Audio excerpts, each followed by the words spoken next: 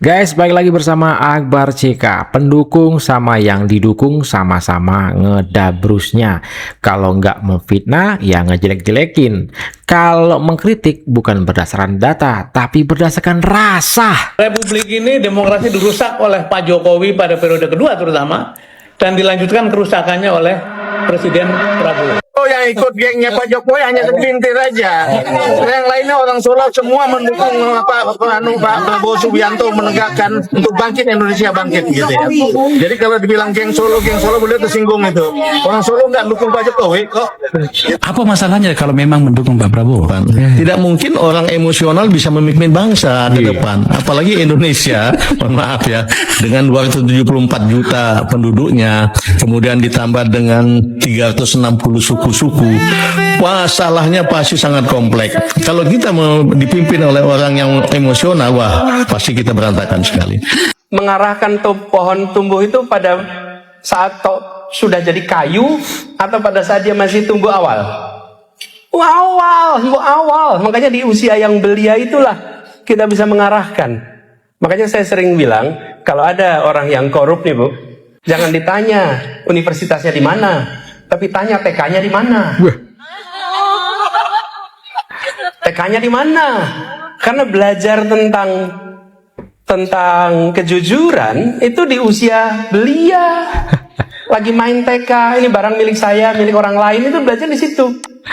Kalau orang korupsi, tanya itu bukan universitasnya, tanya TK-nya di mana. Waduh, nyalahin TK, nyalahin guru TK nih si Abah ya. Sama seperti dia statementnya yang bilang nyalahin angin berKTP. Inilah nih kualitasnya si Abah dan para pendukungnya, sama-sama ngedabrus. Kalau nggak jelek-jelekin, ya memfitnah, itu aja. Gimana nih guys? Silakan ketik komentar kalian di kolom komentar. Lanjut kita ke video berikutnya. Kalau kita mau melakukan pemilihan, mau menengok apa yang akan terjadi besok, tidak bisa kita melihat janji hari ini, tapi tengoklah apa yang sudah dikerjakan di masa lalu. Ya, prediktor terbaik atas perilaku masa depan adalah perilaku masa lalu. Bila di masa lalunya tidak peduli, jangan harap besok peduli. Bila di masa lalunya memperjuangkan, insya Allah besok akan memperjuangkan. Ini adalah pola.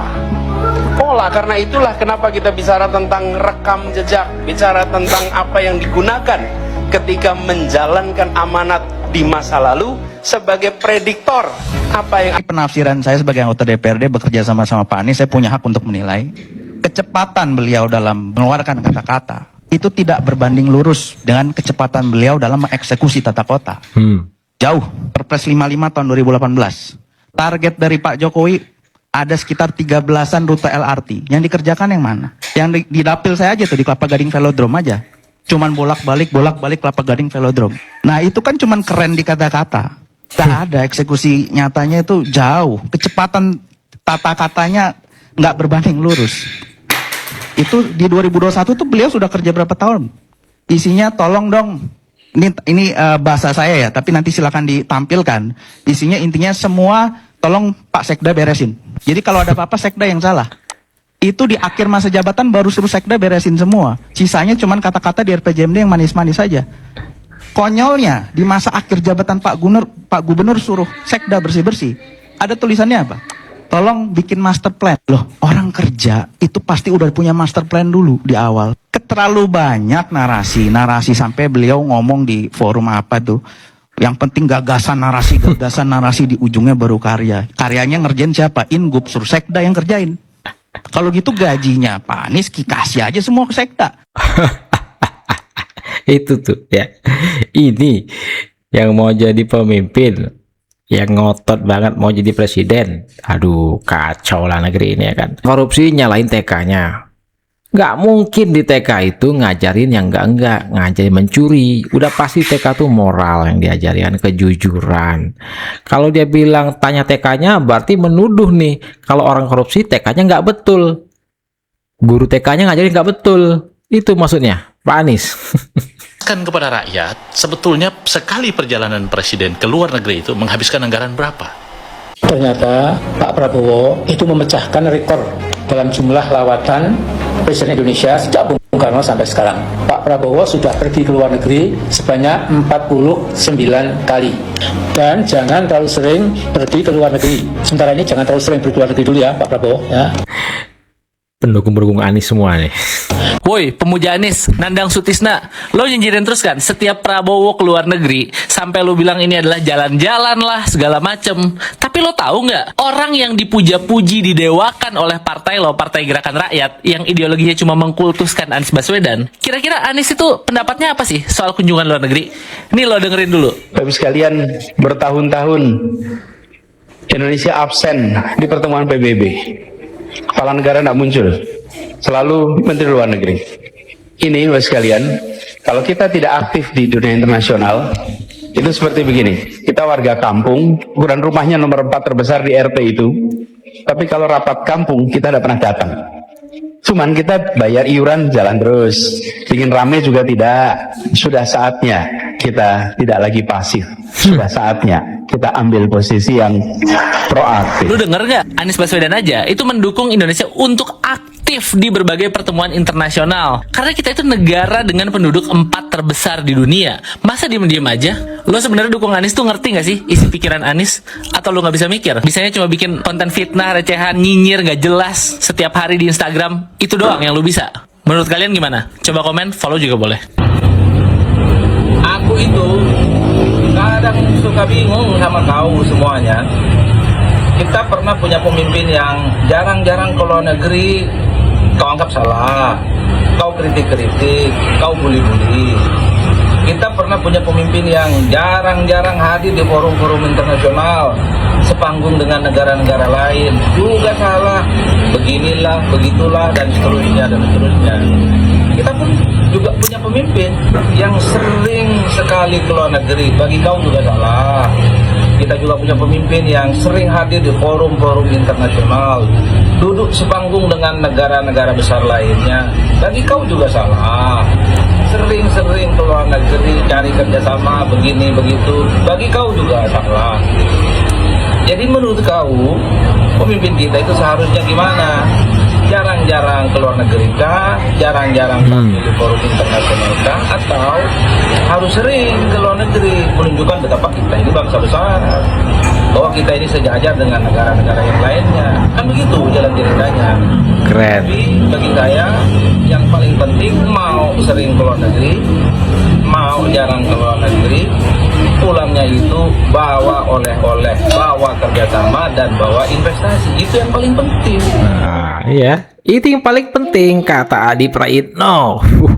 Nyimak apa yang ada di sosial media, semua dikritisi, semua dimiringi. Presiden Prabowo membawa Maung ke Filipina. Saya yakin itu bagian dari supaya tumbuhnya dignity. Soal sekian lama kita merdeka, 80 tahun nggak ada Moknas. Perjalanan mobil nasional itu kebetulan saya ikuti gitu. Terakhir saya ikut mengadvokasi bagaimana jangan sampai Texmaco Engineering itu dibunuh. Karena Perkasa yang 4-wheel drive itu truknya kan lebih baik dari Tata India gitu. Sebelum-sebelumnya juga begitu. SMK minggu lalu saya kirimi file footage dialog di televisi oleh Mbah Kiat. Yang membuat SMK itu Mbah Kiat. Dan saya yakin betul dia bisa menghasilkan mobil nasional yang aja SMK. Lalu kenapa SMK seperti hari ini ditertawa-tawakan ya kan? Nah, itu ada cerita. Kalau mau kebenaran harus dengan kerendahan hati diverifikasi gitu. Jangan cuma heboh membawa SMK ke Jakarta, Pak Jokowi nggak ikut naik pesawat dan seterusnya, hanya Roy Suryo tepuk dada dia doang sama efek Serudi. Padahal saya ikut di rombongan itu. Karena sebelum launching membawa SMK itu, launching dulu buku saya Citizen Reporter oleh Pak Jokowi misalnya. Dan saya ikut di rombongan itu, ada minibus, ada mobil pribadi. SMK kalau saya ditanya memang dibunuh gitu. Dan Pak Sukiat kemudian diminta membuat mobil Mahesa kerjasama dengan sebuah korporasi yang udah besar lah di negeri ini di otomotif. Itu pun dibunuh, dijanjikan ke Afrika diekspor. Padahal mobilnya harga 70 juta, di belakang ada yang genset, ada juga untuk membajak tanah gitu. Bagus sekali. Ya, itu pun dimatikan. Jadi semua yang berbau Moknas itu seakan-akan jangan sampai ada. Kita sudah membawa cerita tentang penerbangan. Nah, kalau ada presiden membangun dignity, berusaha tampil, membawanya ke negeri lain, dan kita punya pride, ngapain sih kalian masih ngenyek? Terus nuding lagi berapa ongkos bawanya. Kalau saja lagi saya katakan ada kerendahan hati ya, kalian akan malu bahwa ongkos membawa itu after dan semua pakai uang Prabowo pribadi. Malu kita menuding dia memboroskan uang negara. Banyak hal. Lagi-lagi marilah dengan kerendahan hati, bersihkan hati. Bangsa ini harus bangkit. Anak-anaknya hebat-hebat. Invensinya luar biasa, tapi selalu dibunuh. Kami misalnya mendukung Pak Arianto Nikuba. Lihat aja hari ini. Padahal di Kodam 3 Siliwangi motornya sempat 20. Itu bahan bakar dari air yang diproses melalui generator langsung ke intake hidrogen. Dan banyak sekali kisah-kisah demikian yang tenggelam. Saya kebetulan bersinggungan dengan para inventor. Terus maju Pak Prabowo, jangan pikirkan orang-orang yang berpikir picik dan negatif. Bangkit bangsa ini. Gasken Pak Prabowo. Republik ini demokrasi dirusak oleh Pak Jokowi pada periode kedua terutama, dan dilanjutkan kerusakannya oleh Presiden Prabowo sekarang. Kalian sudah lihat video Bapak ini belum? Ini namanya Pak Sudirman Said, sohibnya Pak Anies Baswedan. Saya mencatat beberapa poin dari narasi beliau berdasarkan potongan video yang saya dapatkan ini. Jadi saya hanya akan menanggapi poin-poin dalam video ini. Pertama, beliau bilang demokrasi dirusak oleh Pak Jokowi dan kerusakan itu diteruskan oleh Pak Prabowo. Pak, kalau demokrasi benar-benar rusak, runtuh, oposisi tidak mungkin masih bebas menyerang pemerintah di media sosial, di kampus, podcast, dan di forum-forum publik setiap hari. Faktanya, kritik terhadap pemerintah justru semakin terbuka dan masif. Pemilu juga masih ada dan melibatkan rakyat. Media seperti Tempo nggak diberedel tuh, dibebasin aja tuh suka-suka mereka.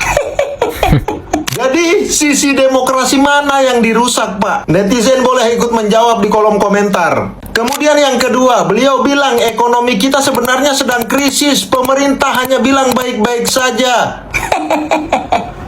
Pak, kalau ekonomi Indonesia benar krisis nih Pak ya, indikator dasarnya pasti sudah ambruk duluan. Tapi faktanya kan tidak. Terlepas Bapak percaya atau tidak pada data BPS, tetapi itulah rujukan kita hari ini. Dan data BPS mengatakan ekonomi Indonesia kuartal 1 2026 tumbuh 5,61%, melampaui ekspektasi pasar global. Inflasi kita tetap terkendali, investment grade Indonesia juga tetap dipertahankan lembaga rating internasional. IMF bahkan masih menyebut Indonesia sebagai salah satu titik terang ekonomi dunia di tengah pelambatan global. Artinya apa? Ada tekanan? Ya. Ada tantangan? Jelas. Kita mesti waspada? Ya, harus. Karena situasi global memang tidak stabil. Tapi menyebut Indonesia sedang krisis parah lalu kita harus panik, ya itu tidak sesuai data, Pak.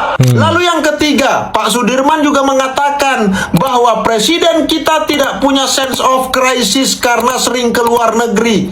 Ini logika populis, tapi mohon maaf Pak, terlalu dangkal. Hari ini perang ekonomi tidak dimenangkan lewat duduk di istana Pak, tapi lewat diplomasi investasi, energi, perdagangan, dan geopolitik. Hilirisasi nikel, investasi kendaraan listrik, kerjasama energi, semuanya lahir dari negosiasi internasional Pak. Kalau kepala negara kita pasif nanti dibilang tidak bekerja. Kalau aktif diplomasi dibilang jalan-jalan. Jadi ukurannya apa?